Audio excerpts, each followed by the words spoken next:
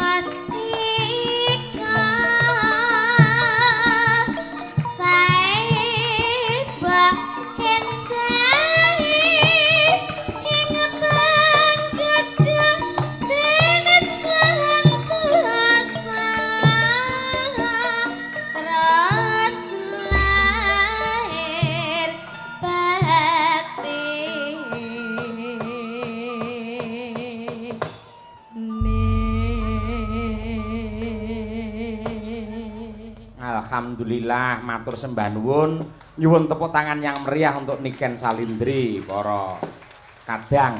Ya, klasik nyatane ya mapan ya, Mak. Lho, bocah iki pancen putra dalang kok, Nduk. Cara omah pondasine iki wis kuat. Ya, tur mangkate mbiyen iki ora saka campursari, ora saka dangdutan, mangkate mbiyen iki saka wayang.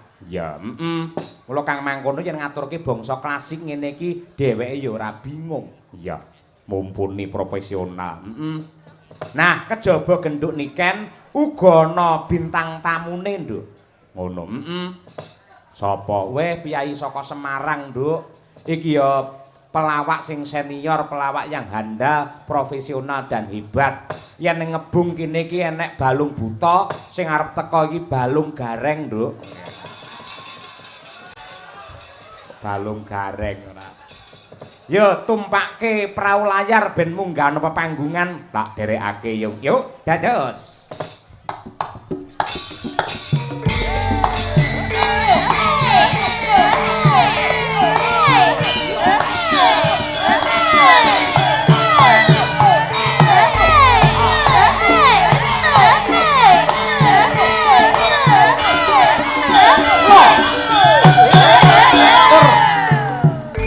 Alhamdulillah. Assalamualaikum warahmatullahi wabarakatuh. Bapak Haji Gareng. Waalaikumsalam warahmatullahi wabarakatuh. Mas Cahyo Kuntadi. Nggih. Sehat nggih Mas Gareng? Alhamdulillah tekan kene ra sehat ki kepiye? Lah iya syukur. Wis nate sowan ana laladan ngebung? Nate Mas niki yen sangiran museum niki Nggih. wong riyen kula nggih nate dinas tegese dados PNS nate dipun tugasaken wonten tlatah mriki ning rikala taun pinten nggih kesupen kula. Oh, ngaten. Tegese mriki kunjungan dinas. Nggih, Lek gareng teng mriki pun nate napa dereng? pengestune Mas nggih cekek demit lagi pisan niki kula. Waduh. Lantaran saking Museum Cagar Budaya kalian warga masyarakat ing Ngebung pandegane kali Mbah Lurah jenengan saged silaturahim wonten mriki. Mula nggih nadyan lagi sepisan tetap disyukuri. Orang yang suka bersyukur akan ditambah nikmatnya atau rezekinya. Amin. Mungkin niki tombo kangen dangu mboten teng tlatah Sragen. Ngaten nggih. Nggih ning kula nyekak lewat tol supaya ringkes metune pintu gerbang iki lho. Gondang Rejo arah Wiwit Sida. Arahe lah Kabupaten Wiwit Sida to. Endi to kuwi? Purwodadi. Lah ya Purwo ki Wiwit dadi ki Sida. Kose sing jenenge wilayah jeneng wong ngono ki ora kena dibasake, ora kena diganti. Lha wong iki saking pintere iki ngene iki. Lek ngono berarti nggen susuke jenenge Kota Mbajul Kesupen. Lah kuwi terserah. Wong iki desane genah desa Tunas Pring. Desa Ngebung. Lah ya bong ra Tunas Pring to. Iya bener. Pancen manut sejarah mbiyen laladan kene iki akeh pring. Nah, akhire bareng rejane jaman diparingi nama Ngebung ngono kuwi. Nah, iki tegese Ngebung ki apa? Iki sangkut paute karo awake dhewe iki. Apa? Iya. Lek kanggo ku ya manut sejarah mau mergo kene akeh tanduran pring. Ora yen ki per huruf desane apa Ngebung? Ngebung. N ki naminipun Pak Lurah Pak Haji Tarso. Sarto. Sapa? Sutar. Mergo ora tau nimbali iki dadi ora kecekel-kecekel. Nggih. Itu, ya ta? Terus apa? G ki guyub rukun masyarakate.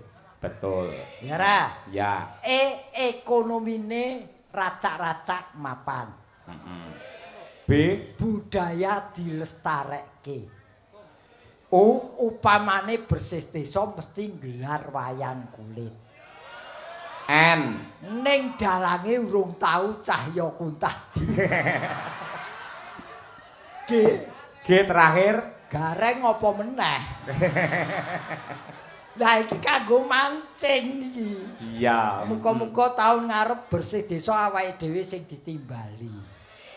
Wau panitia sampun paring dawuh Pak Gareng. Nggih. Insyaallah taun ngajeng mangke tetep dalangipun kula lan Madangkara Group bintang tamune tetep Niken Salindri ning mboten ngangge pelawak ngoten.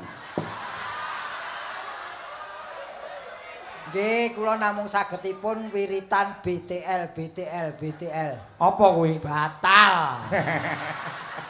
Wes kowe ramangan aku ramangan padha ra ngukupe. Nggih. Wong golek rejeki kok ijir. Nggih. Ning iki tenan alhamdulillah sosowan rene. Pripun? Niki ujube kenduri agung. Nah, Sing tak bahas ki kenduri ki apa? Kenduri menika yen agung genah gedhe Nggih. besar. Nggih. Kenduri ki apa?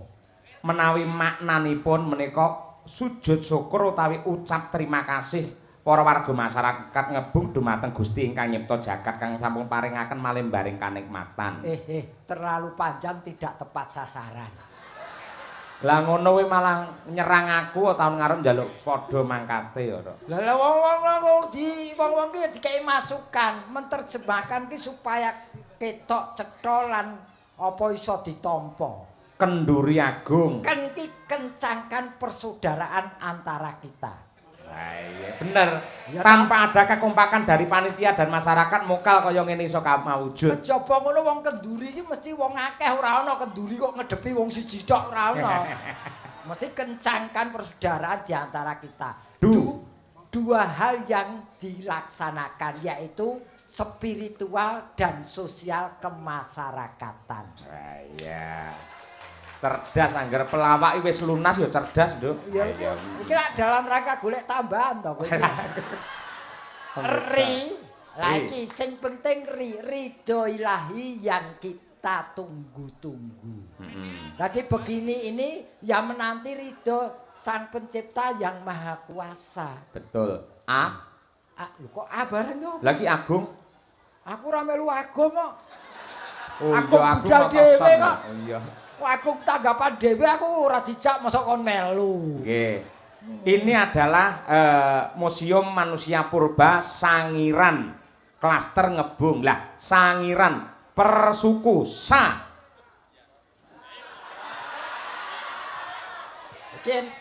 Iki yen iso kudu plus-plus lho iki. Apa kuwi?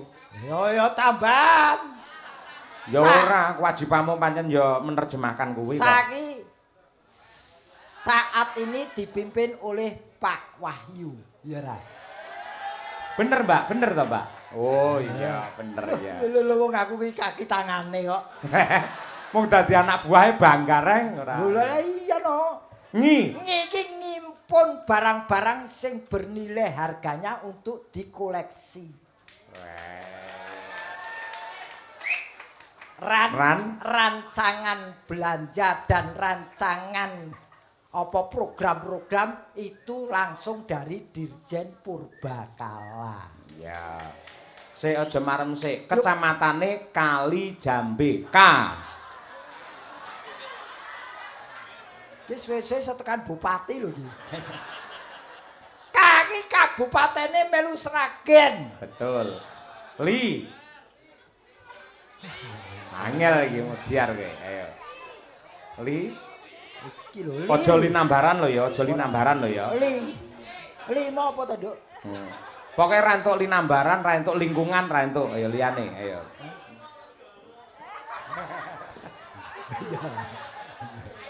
Ya, golo. Lilo lega atiku. Lah gur melu penontone aku ya iso ora. Lah kepiye to? Wong jenenge wong apik ditiru kok ora entuk. Lilo legawa ora oleh. Legawa ati. Ora oleh lilo legawa, ora oleh linambaran. Ayo, ora oleh lingkungan liyane, liyane. Kowe duwe li to? Liyane, ayo. Liyane maksude iki. Iya ya. Nah, iya. Li 59 umurku durung tau ditimbali ning kene. Wah iya. Lah iki baru cerdas. Li jam. Lho kok nganggo jam bareng? Kali Jambe.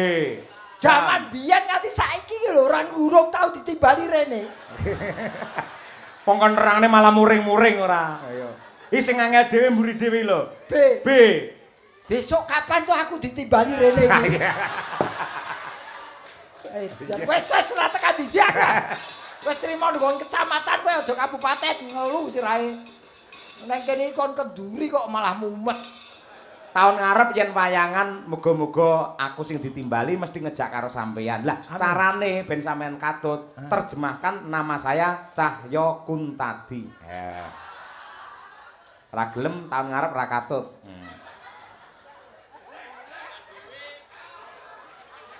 Ayo selak isu ayo. Iya. Cahyo ha iki. Cah Blitar saiki uripe ning tlatah Solo Raya. Wah. Ya ra? Ya. Iya apa ora? Iya. Bener apa ora? Leres Pak De Gareng. Apa yang bener ki cungi jempol to? Iya. Jempol mudhun ayo. Yo. Yo iki dalang yo dosen. Heeh. Kun kondang minangka dalang sanggit carita. Kondang itu tulisannya K.O. Rakun. Ayo gumantung sing ngomong sapa? Yen cara pesisiran ya kondang. Ngaya. Terus ta. Tandange ngedapi-dapi. Terakhir di. Dipek kesi. Kaya cemawis semepak Wah, aku rada protes sing ngono ku lho. Cahya Kuntadi lha kothakmu kok mbok tulisi CK apa? Lho, Cahya Kuntadi kan disingkat. Lah kowe ora adil, kowe golek pangan iki dienggo bojomu kono kowe ora Cahya Kuntadi kudune Cahya Kuntadi dan Kesi. Dadi kane Kesi katut, dadi bojomu tetep mlebu kotak. Kok padane wayang mau piye mlebu kotak iki. Tegese nyawiji dadi siji karo kowe ngono lho. Iya, boleh Ngono seperti adil itu. jenenge lanang wedok kuwi golek pangan bareng ngono ku lho wis apik. Heeh. Bojoku Sitongkas ya, Sukesi. Ayo. Nunut sitok ae aku. Ayo. Ngapa? Kesi. Supelen pas sugih duit. Tapi ora duwe dhuwit kereng to apa piye? Wah. Apa enek wong mekrok? Lho ya to. Kek. Aku didukung ya aku. Ah iya. Kepoke. Kek. Mbok dike ya, oke ya. Ya boleh. Ya. Kene karo kono pancen pasangan sejati. Terima kasih. Ya. Si siapakah yang memimpin? Karis kowe iki karo Kesi judu. Ning diantara dua iki siapakah yang memimpin rumah tangga? Ya kena aku imame rumah tangga cara Islam mo. Sumpah? Ya. Maksudmu nggih napa?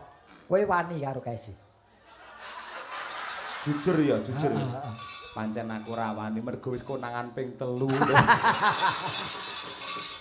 Ora kuwi jeneng bukannya tidak berani. Menghormati istri itu penting. Nah, nggih. Karena itu nanti menjadi teman kita hidup selama kita diberi nyawa. Amin, ya rabbal alamin. Wong nakal ki dientek-entekke rikala mbiyen saiki kudu wis tertib. Contono aku. Contoh apane? Kowe tau wiwit manggung ning kene iki tau krungu Gareng selingkuh apa meneh karo sinden? Ya ora tau krungu mergo kowe pancen primpen kok kowe. Ha iya. Iya. Wong pancen iki hobi kok. Alah, Ora hobi ya sing apik-apik. ya tumindak sing becik. Ae iki seorang figur publik yang bisa dicontoh oleh penonton yang menonton. Nah, Ora betul. mau ngomongane tok ning kelakuane ya kudu sing apik. Ya. Kalau bener. soal dalang itu misuh utawa apa ini hanya seorang teaterawan. Ya. Dadi kuwi mung nglakokke wayang yang dosa muka kok ora misuh kuwi ya ora apik. Kadang sing ora ngerti kok wayang kok misuh-misuh dosa muka kok kon alim iki piye. Ya. Saiki aku tak takon. Mas Gareng, Nun. aku lak cah nom, Iya. yen dukur karo sampean kiai sepuh. Nggih. Ya toh. Ini di sini sudah membuktikan bahwa yang muda lebih yang hebat dan baik, yang tua kalah dengan yang muda. Ya didelok dari sisi mana dulu. Lah sampean harus didelok kok ngendi sik. Yen kowe muni Sing enom luwih apik. luwih Luwih pengalaman. apik, pengalaman luwih enak. Sing ngomong sapa? Wong kowe uripe dhisik aku tinimbang kowe. Buktine apa? Contone piye? Laire sik sapa? Dhisik sampean. Pengalamane akeh ndi? Ya akeh sampean. Nah, kowe pengalaman kowe kalah. Ya. Kowe ngarani pinter ndi? Ora ya pinter sing enom apa-apa ya luwih indah sing enom, luwih becik sing enom, luwih enak sing Sing enom. ngomong sapa? Wong laire wis sik aku kok iso apik kowe pinter kowe. Sik lek hubungane karo enak, sing enom karo sing tuwa ki enak ndi? Lho gumantung. Lek kanggone sampean. Lah yen pas mendem tuwa wae enak. Malah mendem jere arepe sadar malah mendem barang ngopo. Lah kowe ya takonmu ya nyeleneh kok. Yen buah nun sewu. Pelem sing enom karo sing tuwa lak enak sing tuwa. Sing ngomong sapa? Aku. Takono wong nyidam kae. Kuwi pada umumnya wong ora wong ora meteng ya. umum kok umum ki WC apa? Malah tekan Oh, dindi ora. aja apa omong wae tetep tak bantah. Omong ki logika, Mas. Bukti lebih hebat sing muda terjadi di sini ngebung Kon sini. ngendi? Nun sewu. Sampeyan ngerti, nun sewu jangan bung ngerti. Ngerti? Kuwi dumadi saka apa? Pring sing piye? Sing nom. Nah, Pring sing enom dadine jangan bung enak dipangan. Saya aku takon, pring sing tuwek nggih jangan bung enak ora kira-kira? Kok sik mung gur iso dienggo jangan iku kok sombong. Lho, Ya kae pring sing tuwa iku nggo gedhek iso.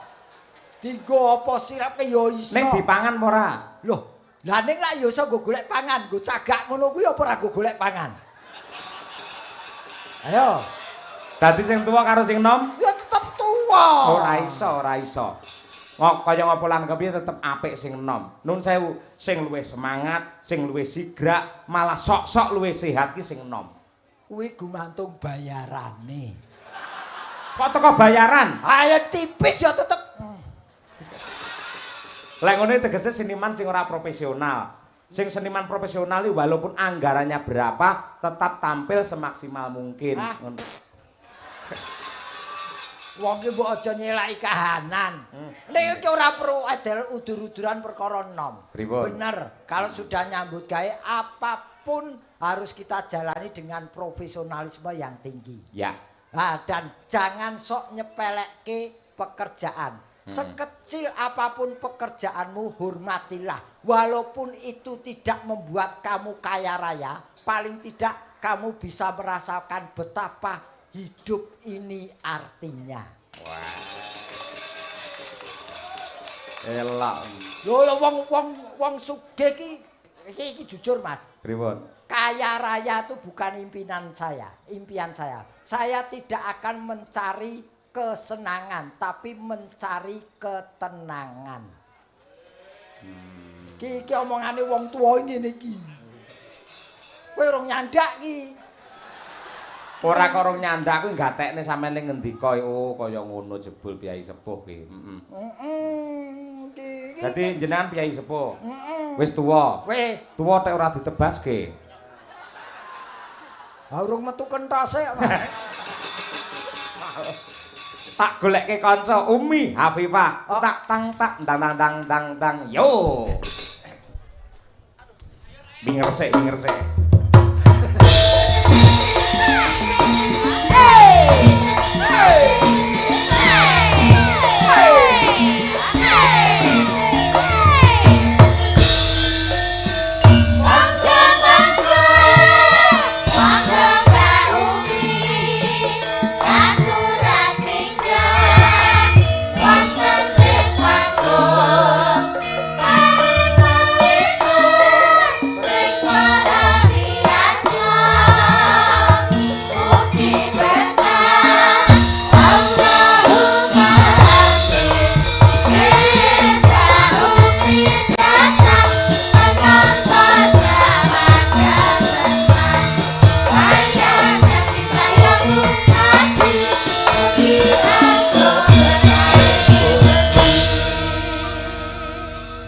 Ya, Nduk, sampean bocah enom wajib bekti karo sing sepuh. Nggih. Sungkem sik karo ya. Iki wong maju kok ngopo norma itu harus tetap dibawa. Tata krama ya, Rek. Tata krama kan delok pinter jara langit kan delok spirituale ning norma tidak dibawa akhirnya uripe bangsa kedungsang-dungsang. Wah, nggih. Iki ngene iki. Ya, matur ta, Nduk, Om, karo Pak Dekane. Iki Nggih, wilujeng dalu, Kek.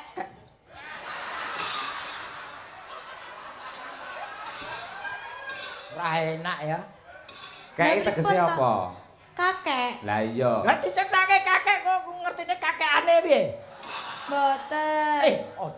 Aja kek to. Lah kong. Kong. Kong. Kong ki rada elite sithik. Nggih. Kong. Berarti jenengan senenge di anu kong. Kong. Nggih. Ah. Nggih, Kong. Kowe jenengmu sapa mau? Kula Umi, Kong. Lah iki bocah sing membingungkan iki. Kok iso? Wis di bojo ro? Dereng, Duwe Kong. anak ro? Dereng. Lah kok Umi? Lah niku Umi iki ibu iki. Umi. Umi. Lah niku lek maringi tiang sepah kula lho, Kong. Lho sepah ki apa? Sepah Tiang ki sepuh. sepah ki ampas e.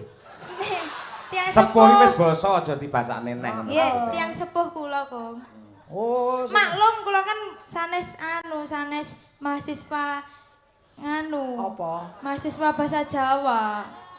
Mahasiswa Bahasa Jawa. dadi Sastra. ora pinter basa Jawa.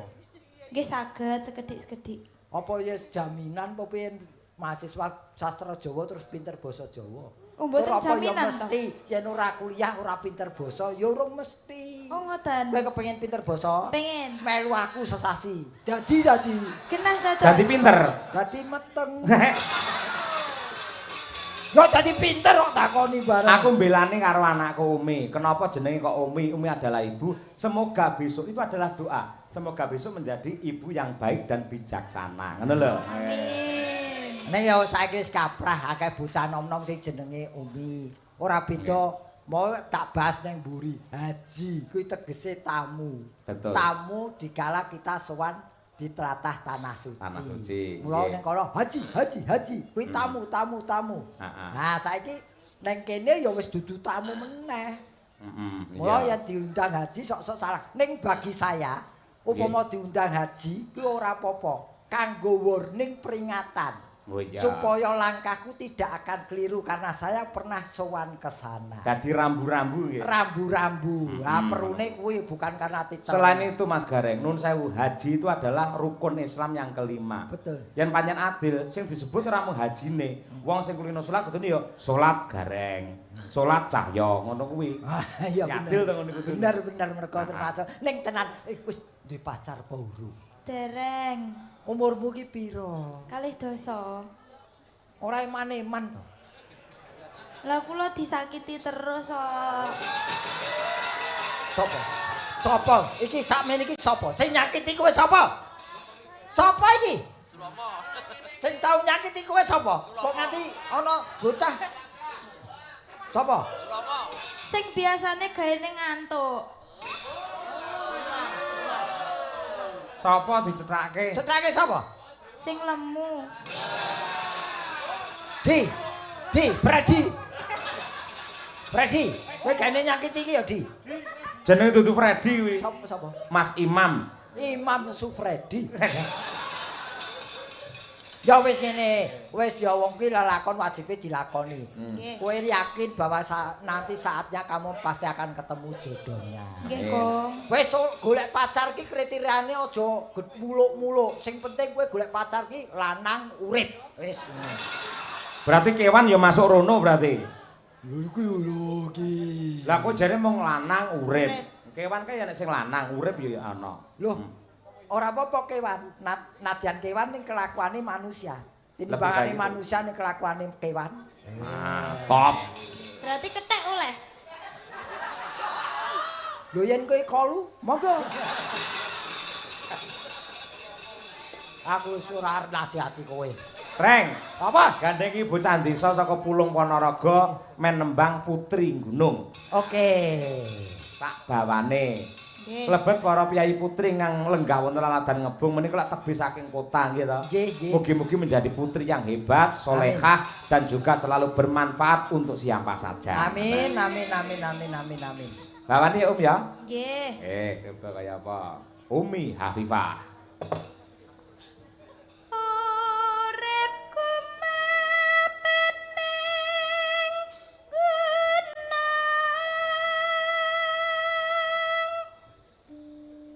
mila kulit kore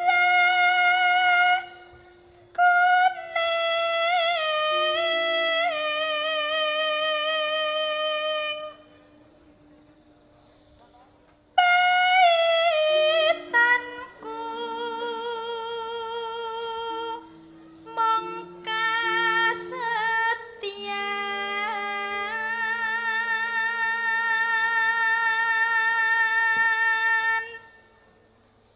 nanging Kang Mas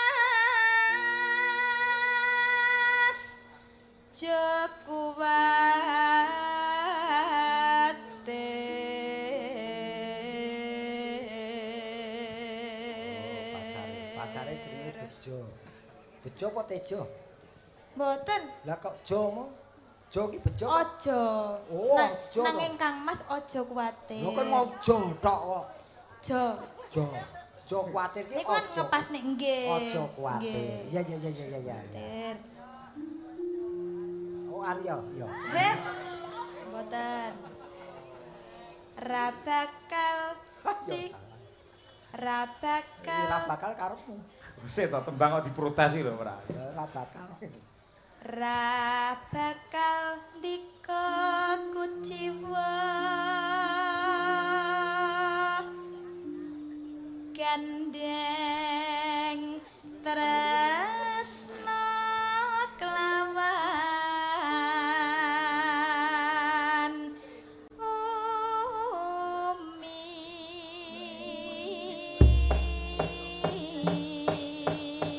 Suarane empuk iyup dasar sing genjer. Waduh, sing genjer iki delok kemlintine nganggo kacamata las.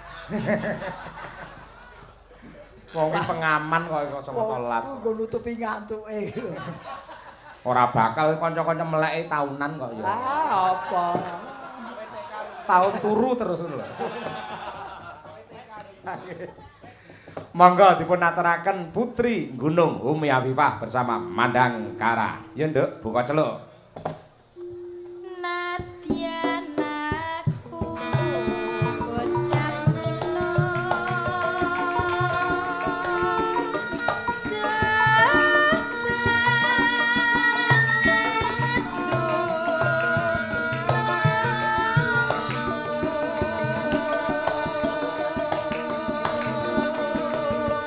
ora susah kadek nganggo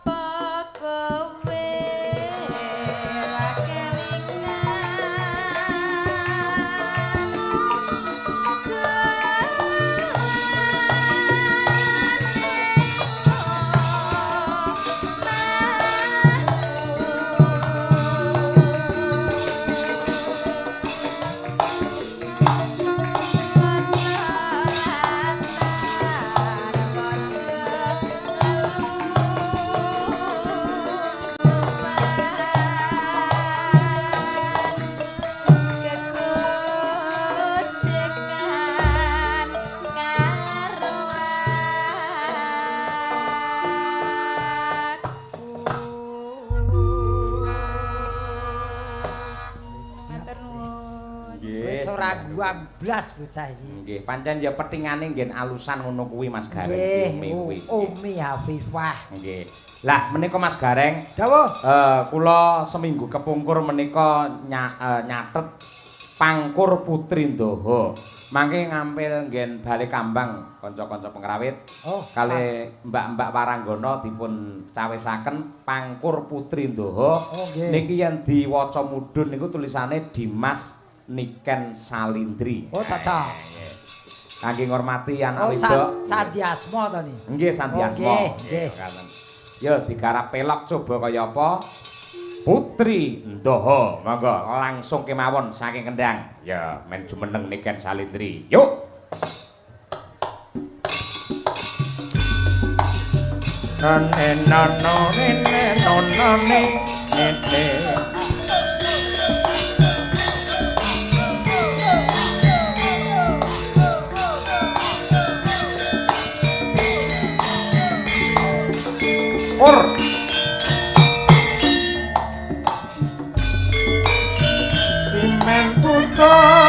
Yang rembaka masih nangling sakyani rokaeksi Mas mesti kate jantung kenyamanan sakit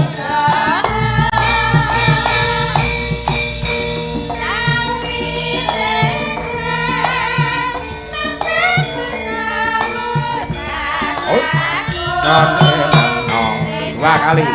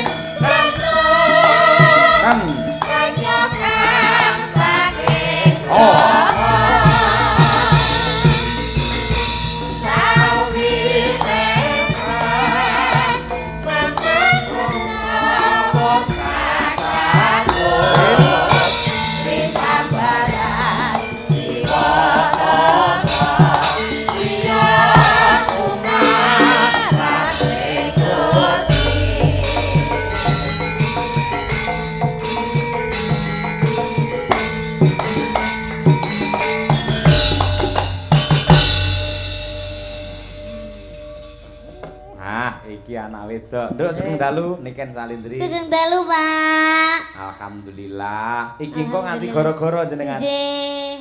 Iso tanek, iso wareg ibarate wong mangan, anggene para penggemar jenengan menikmati lantunan indahnya tembang dari Niken Salindri. Nggih, Alhamdulillah. alhamdulillah. Aku arep ngucapke selamat bubar umroh, selamat ya, Nduk. Nggih, Pakde, matur sembah nuwun. Iki diarani canom ora nglupake ibadah. Nadyan laris-larise waktu iki ning menyempatkan diri untuk melaksanakan ibadah umroh. Nggih, alhamdulillah. Iya. Mumpung diparingi rezeki, Betul. kita itu harus memenuhi undangan dari Allah. Betul. Lah ya wis entuk watuk barang to kowe. Wes. Wis kok banter men. Ndak aku bangga ya. Watuk kok bangga. Ya, kan watukku ora mergo es, ora mergo nyapa-nyapa. Napa? Watukku kan saking Gusti Allah langsung diparingi kok kono. Dianggep kowe gurah. Oh ngono. Heeh, waton ora watuk unta ya. Watu unta ya apa? Watuk unta kan guguk lho. Aku ki kelingan lek sampean ngomongne unta iki. Ha piye? Aku ki nggawa oleh-oleh lho asine, Pak. Apa, Nduk? Kagem mano Pak De Gareng iki. Istimewa no. Istimewa. Oleh-olehmu apa? Telek unta. Yen gelem Apa? telek unta. Ya ditumong loro ya. Moh pengen dhewe aku mau njaluk aku. Soale Pak De, sampean kan haji kae kan urung nggawa telek unta. Urung. Ning gone apa meneh ning Indonesia ki unta ki kaya empane ki langka ngono lho. Kok sik kowe iki ayune kaya ngene iki sik ngopeni telek to. Apa kurang Kan gawean? diformalin ora mambu. Oh, diformalin ora mambu jabone jerone ya mambu. Wong sing kena jaba tok, wong bocah kurang gawean. Jerone mambu, Reng. Mambu. Berarti wis tau ngambu. Tahu berarti. Ya pas bareng kowe kae lho. Kowe tenan asli ya rasa hormat kanggo awakmu isih menyempatkan untuk kesana. Ning sing penting ya ini apa wae gaweane dikumpulke kanggo niat sing becik kaya awakmu. Nggih. Ngono wingi bar ning kono nyawang unta, Nyawang wong Arab-Arab apa meneh ning kono ki tumplek-blek. Jadi di sana itu banyak sekali pelajaran. Di sana itu meskipun enek wong sing sugih kaya apa, terus enek wong sing terhormat kaya apa ning desane, ning gone lingkungane dan sekitarnya, tetapi di situ itu tetap sama. Betul. Iya. Sama di mata Allah. Wis ora ana derajat, ora ana pangkat, ora ana wong sugih, ora ana wong miskin, kumpul siji nyawiji dadi siji. Nggih. Nduk sampean wingi lek pas umroh ki kostume piye, Nduk? Kostume jenengan? Kula Nggih. damel napa jenenge jubah-jubah ngoten niku. Sing putih kae, Nggih, tanpa ngoten. jahitan kae. Nggih. Kok beda karo Pak Gareng pas haji? Ngoten Pak napa? Gareng biyen pas haji yo macak ngene iki dhek ngubengi Mekah yo ngene iki. Masa? Heeh. Kayak sampean dikira wong gendeng no nggih. Lho ora dikira panjen gendeng kok. Kurang ajar. Aku lak manut gurune kuwi to. Wong ning tanah suci kok dadak ning kono weruh unta. Rehun to? Lah panjen kono ciri khase ewani unta. Iya. Ning kene gajah. Oh iya. Oh iya ya. Kok ket dek mau apa enggak ngono apa ndak kesel ya, Pak? Yo ora kesel mergo wedi. Yoga semene iki wis do pesen pipa gading lho. Ayo sapa sing kepengin sempal cangkeme? Ayo. Aku ora. Tapi alhamdulillah aku ning kono kan 10 hari, ya ta. Wis iso basa Arab lho. Elak iki. Contohnya apa? Haram. Kamu bakhil ya, kamu bakhil ngono. Terus enek-enek to iya, najis ngono. Ora ana yang najis. Yo haram kuwi. Haram kuwi tegese tidak boleh. La. Apa kuwi lah? Tidak. La. Kuwi yo mung kira-kira aku yo ora Terus kabeh wong iki ning kono diceluk haji ngono. Ayo, haji ki tamu. Oh iya tamu. Tamu dadi menghormati sebagai tamu di sana, ngono lho. Mula malah nun sewu yen jaman bapak riyen lho, bapak cerita. Le, jebul penunjuk jalan utawa sing tekan ngeter-ngeterke wong haji kuwi neng mburi tulisane neng apa geger kan tulisane dalah. Dalah tegese petunjuk. Dadi dalah neng kono memberi petunjuk. Ora adoh karo dalang, ya memberi petunjuk amar makruf nahi mungkar. Ning kene disebut dalang. Iya. No. Lek kowe ning kono 10 dina kira-kira nembangno lali apa ora? Kowe kan ora nggo buah karma. Kowe kan ora nggo buah karmara. Karma. Kurma ki yen sak on wong ki pirang-pirang kilo ya karma. Gawa. Ning wis entek. Kurma muda duwe ra? Ora. Kesi kepengin kurma muda. Oh, men hamil lagi. Sing ngomong sapa wis tak kunci gemboke tak guwak wisan kuwi kok. Ora iso hamil meneh wisan. Diundangke tukang kunci pira wene? Aja malah ora arik iki kon bang apa ki? Ya ngaturke panuwun dhisik genduk niken marang ingkang ngawontenaken acara Kenduri Agung para panitia dan masyarakat ing Ngebung. Nah menika. Oh, nggih niki acarane napa? Kenduri Agung to. Kendurian Agung ki apa to? Kenduri Agung ya kumpul wis ngono wae. Oh. Cara gampange kumpul bersama. Oh, sing berarti sing nimbali dhewe sak kanca ki?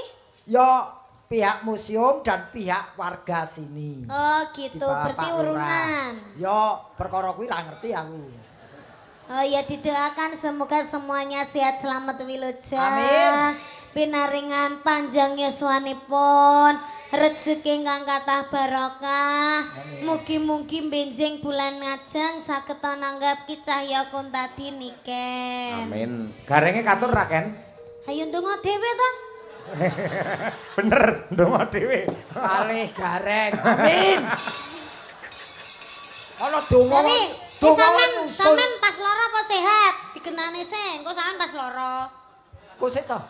Rencana kok lara iki lho. Apa ana jadwal kok lara iki lho? Ora ya sehat terus didongake to. Oh ya muga-muga sampean sehat, panjang umur, wis sampe enteki wong. Bingung sampean kok. Wong entek kabeh kari gareng to ya. Lah kowe aku arep tuku kopi ning ndi? Ya wis muga-muga umure cekak.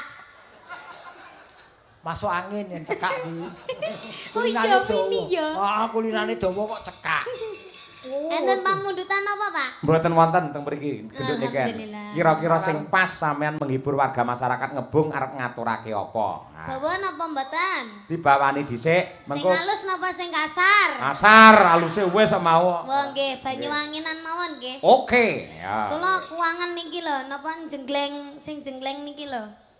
Sapa? Pak D. Pak D haram itu. Pak D haram. Oh, halal. Halal. Halal monggo diobrol Pak D. Pak D Semarang halal. Obrol 50.000 Jokowi. Iki sing dititeni bangsa kok ngono tok. Nggih. Ya bawanana Nduk, Niken Salindri coba kaya apa genjleng Pak D Gareng. Oke.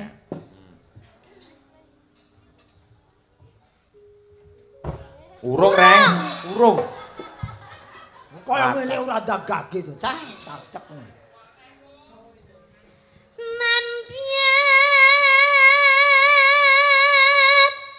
mayan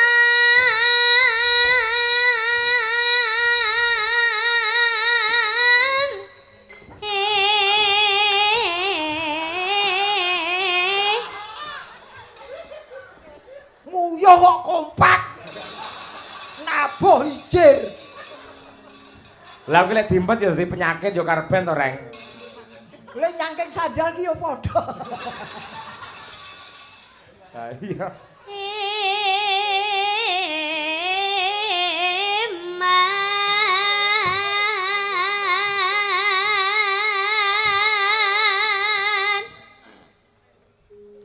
suwarane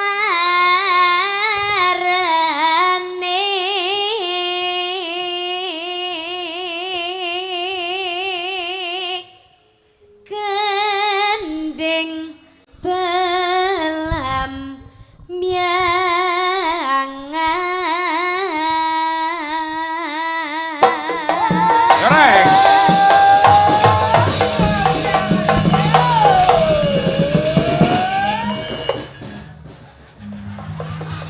Bebek lanang, bebek lanang. Pak, kaya wong setruk, Pak. Eh? Kaya wong setruk. Oh iya to, Aja to, Pak De. Iki ancang-ancang kok setruk. Lah ngene-ngene. Lha ya ngono kuwi wong tuwa-tuwa kuwi ancang-ancang ngono kuwi. Oh, ngono kuwi Nganggo ya? keder. Oh.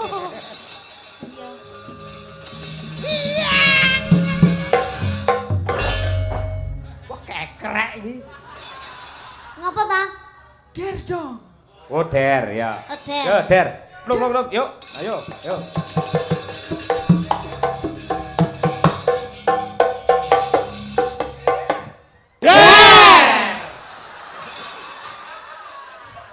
Manut tok iki kanca-kancane kompak manut karo dawuh saka Pak Gareng. Sing muni musrike. Kok musike. Gamelane ora cangkeme. Wah. Kaya gek aku mulang kowe kae piye.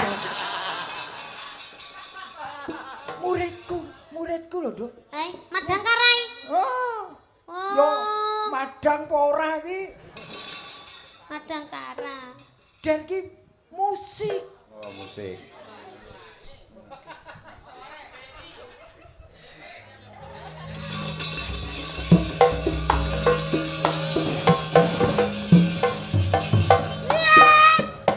Musik. Asik. Asoy. Wah, alah TLK. Apa kuwi? Apa wi? Telek. Wis. Mula kowe lek ngomandoe sing jelas sing cetha ngono. Sampeyan asine aku ngerti ya nyapa caca gak gelem jengleng jreng gawe gamelan. Apa? Soale sampeyan ning jengleng langsung ning kene, ora medun rene. Kudune mencolot kene terus ning ngisor. Ya yen sikile sik yen dase sik. Lho malah apik nah. Apik becik. Atraksi ya. Atraksi kok cidra. Jadi namanya kita itu sebagai seniman itu harus profesional, totalitas tanpa batas. Ya aku ora mung rumah total, aquaria. Malah ngombe. Total. Iya kan? Ora jegleng, ora paten. Oh jegleng no, jegleng. Ngene iki lho dagelan lek wis tuwa mesti nesu-nesu. Marah-marah nyapet kok. Sini tak cium dulu. Haji lho. Pengen. Kene lagi ancang-ancang ngono wis ngangu-ngangu. Kowe nyedar-nyedar ngopo? Aku kan cuma mau bilang, Bilang apa? Apa? jangan sekarang dong. Kalau nanti kan aku udah berubah pikiran. Ya udah. Ya udah. Ya kan?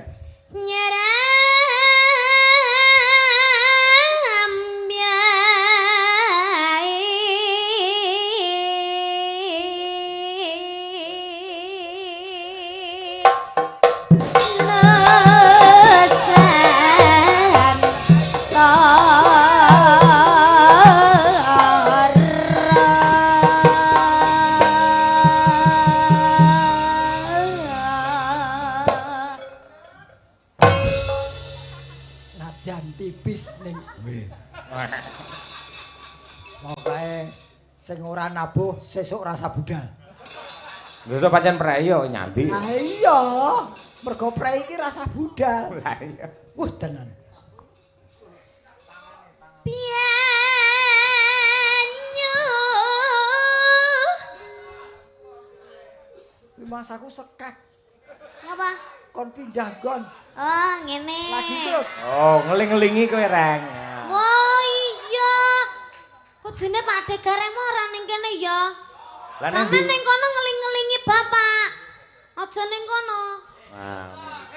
Lah, malah Lho nek kono ngeling-ngelingi sing ngendang sinetron. ketutupan malah. Arep mulih. Kuwi selopku kuwi. Selopku sandalku kuwi. Dalang laris rope ambune kok ngene iki. Ora tau iso kowe mesti. Lho saka larise akhirnya mambu kuwi. Hubungane apa iso karo laris? Ambune tenan kok lho kok ngene iki. Kok makan ngambu? Oh.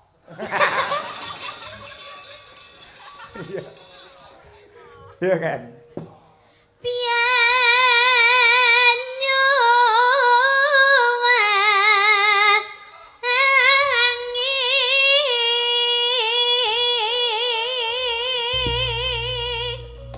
Wah, aku kon pindah gon rasa jeglek.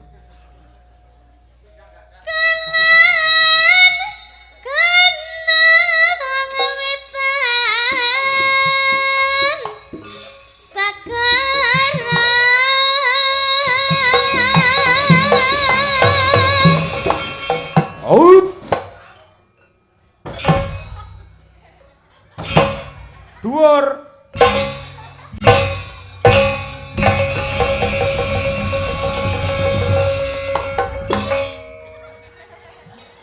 Tahun pira montormu kuwi? Mbuh.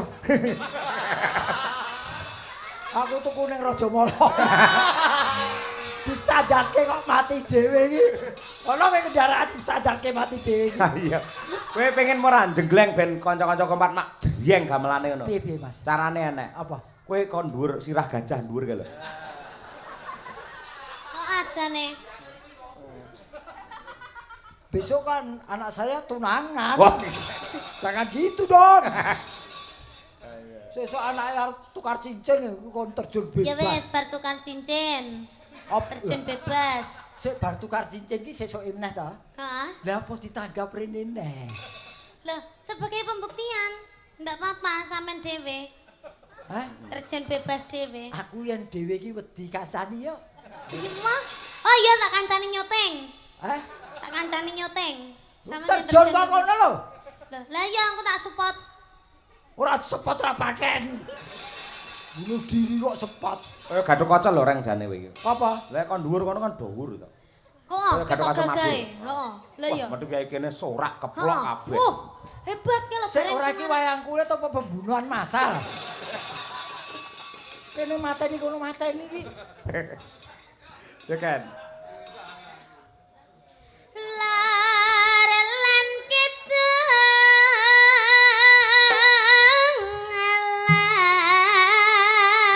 alas angkat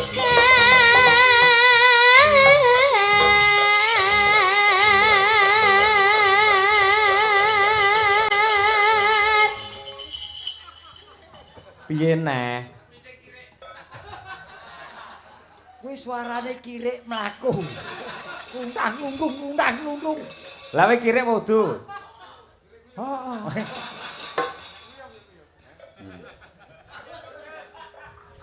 Kang kaliyan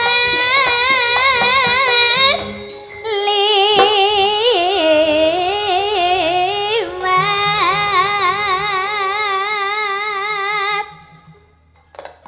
Joget apa? Kirek nguyuh. Niken iki. Aku lino nginjen kuwi berarti.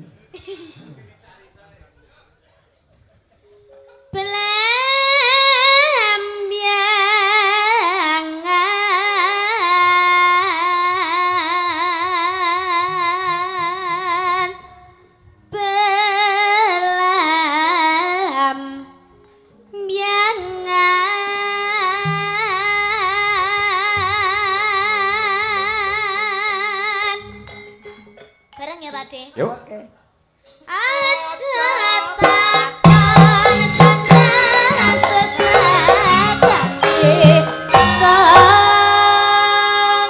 sangga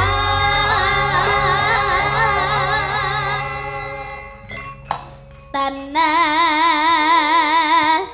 endah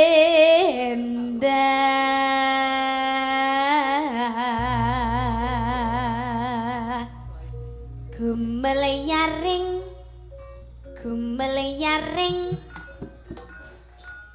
Taman Sari Nosan Toro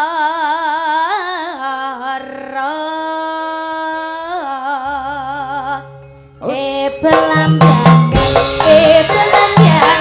Kumpulane Taman Sari Nosan Toro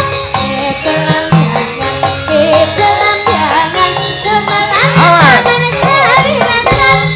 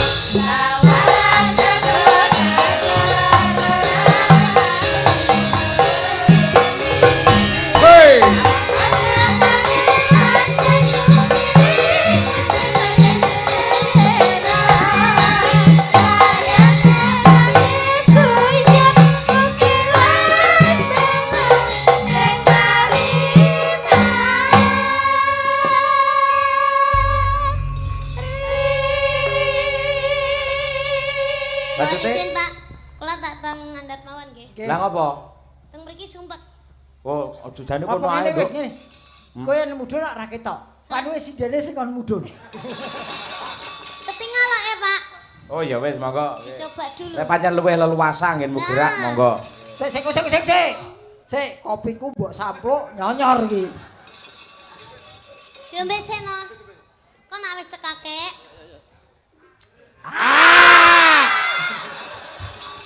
Lambe siji iso dadi akeh men to.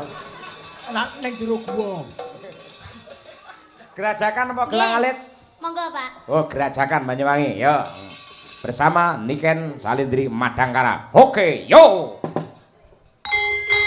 Hey.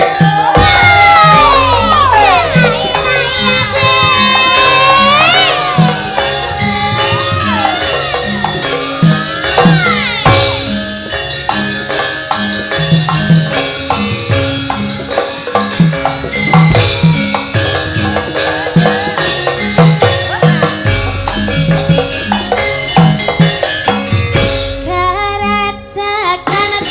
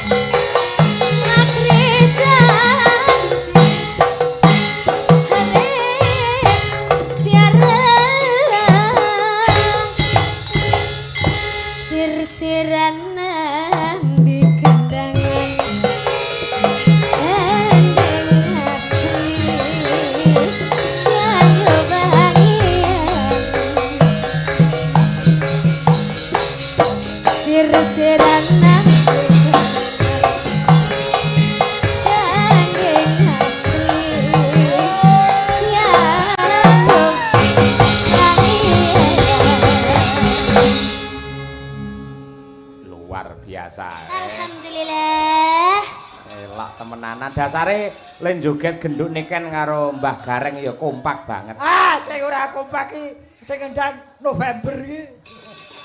Noval Cahyadi. Ah, Noval Cahyadi. Aku njaluk dungdunge diakehi kok.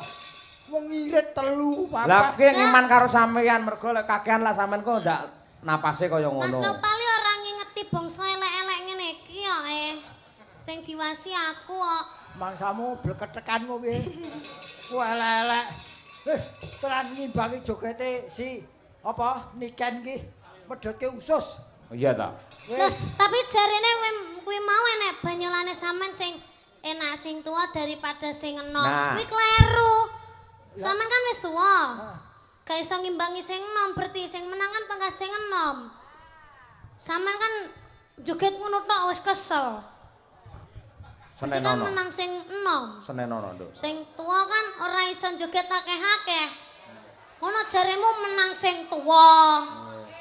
Padahal lo aku lo jenom, Pak Cahya lo jenom pamane Pak Cahya mau joget ngene iki ndak capek ya, Pak. Ora capek, tahan enom kok ya. Napase sik landung kok. Ora sambat. Ngene dirungokne reng nek dituturi karo anake. Ben awakmu iso ati-ati ning ngendika ngono kuwi. Kalah to sing tua. Mangkane dadi wong tua ki aja. Lek omong aja aneh-aneh mergo ucape ditiru karo sing enom ngono kuwi. Nyatane bareng joget ya kalah karo Niken napasku ya entek. Ayo njajal joget neh, bajing loncat. Ketek, ayo digantung sisan. Kenceng Niken iki parah ta. Ketek digantung pisan. Wah, bocah sadise ra umum. Lah, aku ki ngewangi sampeyan, lah nek mau dipluntir-pluntir ya sisan tak gantungne. Nek pengen wayahe. Aku masih ngurmati ki, masih kowe sing nom, yen aku salah ya tetep aku rumangsa salah ngono lho. Lah iya berarti kan menang ndi? Ya gumantung. Sing ngeyel kan. Ndang, ngeyel mbek aku ndang. Ora tergantung pada centelan. Ora ya tetep dina iki menang kowe. Domongi wanita itu harus selalu menang, tidak boleh kalah. Oh, ya yen kuwi tak dukung. Kon dukung. Bojoku ya ngono. Bojone sampean sing endi? Bojone sing endi? Ndek mau ketoke ning mburi VC mau ketoke jek enom, rambute klimis ngono. Kuwi nomor 3. Oh. Nomor 3. Sing nomor 1. Ae sing ning omah. Oh, ndelok live gak?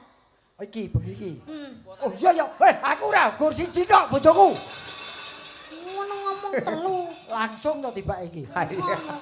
Wah sombong. Ya, Niken tak golekne kanca. Sapa Mas? Winong Nawangsih karo Mbak Birgita Ayu. Telu dadine iki. Wah, jan. Winong karo Bir Pletuk Birgita. Birgita. Ayo Bir. ngaturake lagu sing lagi ngetren ya kuwi Lestari coba kaya apa bertiga. Niken, Winong karo Birgita. Ujaning sih, Pak. Son? Ujaning sih. Ujaning sih? Nggih. Kuwi piye? Lestari alamku. Hah? Oh, para wite sampun, Pak. Ayo ampun. Oh iya. Dipring lho notasine. Padang Karajan hebat. First time nyanyi Pujaning sih, Pak. Wah, siap. Mergo nek Niken Salindri cah-cah mau wis tak WhatsApp dhewe-dhewe, Pak. Isine piye, Caca? Takon nganut senenge belajar Pujaning sih. Wis tak kei notasi, notasine sing garap aku to, Pak. Layak nute gur moji-roji. Pujaning sih ya. Nggih. Pak Gareng sampun sayang nggih jenengan. Sampun capek. Lah aku natai Niken siji we kalah sampe ke telu wedokan kabeh. Piye to Pak Dek sampean dadi bintang tamu ya tugas iki yang ngadeg berdiri. Seharusnya tidak boleh seperti itu. Tidak boleh. Ini bintang tamu pengen tuwek, ngono terus lungguh tok, ngono ye sampean mau kan gaji buta. Sebagai orang laki-laki itu harus gentle, kita itu harus gaji buta Sampean sebagai bintang tamu lho Pak Dek. Aja ngono kuwi bintang tamu ya profesional ngono kuwi. Aja nganti kalah karo sing nom. Siji lawan telu kudune iso. Kowe iki jane sindian apa satpam? Wong ngeleke wong bareng total. Ayo yen mani aja bareng. Loh, Ayo. nantang. Niken Salindri. Kudu ndase jetakan Wah. jeneng.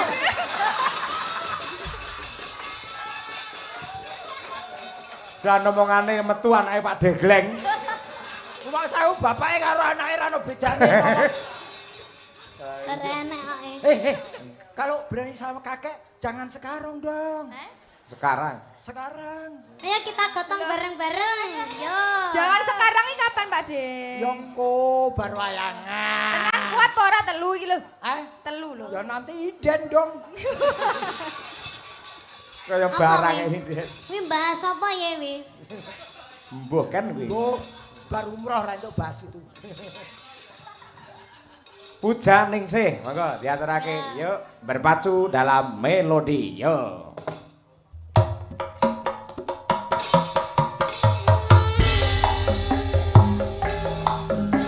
Pak Lurah Kliwon. Nah, sambil dhuwur.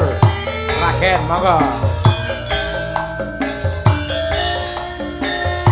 Pak Waris Sugiono, Surabaya. Oke.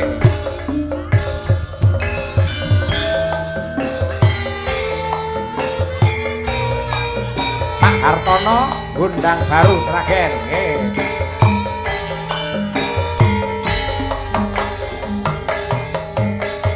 Perwakane bagot netrok terus dan dulu nadyan datang handangku nanging tumakeng kalbu babar pacar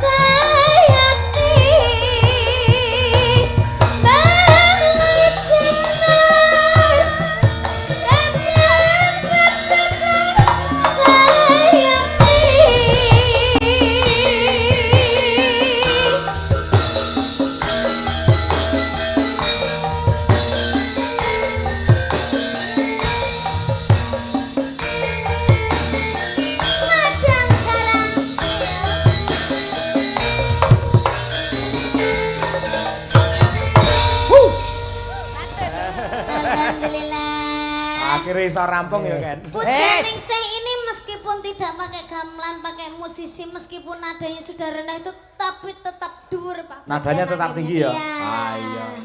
Apalagi pakai gamelan. Wah, lek ora ahlinya ahli intinya inti ndak iso. ahli. Tak omongi ya. Iya, Mbak. Sok meneh yen arep nembang, arep nyanyi do ngembeto emosi. Aja nesunan entek-entekane lali. Sing lali sapa? Ala ono penyanyi telu kok takon-takonan piye. Nyanyi parisan. Kuwi dum-duman gawean ra Gawe. kok. Kuwi wayahe ki kok ngarepe sampean sik ya ngono lho. Ah ya ngono.